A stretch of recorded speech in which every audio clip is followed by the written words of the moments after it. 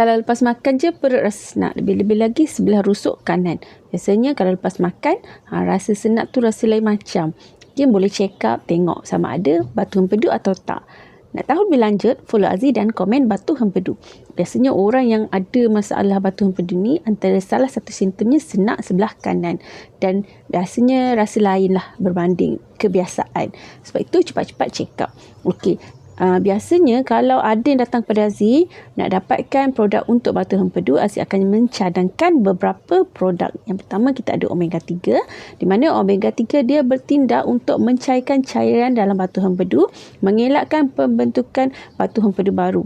Dan yang kedua kita ada vitamin B kompleks, di mana dia melancarkan saraf dan mengurangkan rasa sakit. Yang ketiga kita ada resveratrol, di mana resveratrol dia meningkatkan sel sihat pada empedu dan hati dan seluruh badan, serta antioksidan yang sangat kuat, yang sangat bagus untuk tubuh anda. Nak dapatkan, boleh komen batu empedu.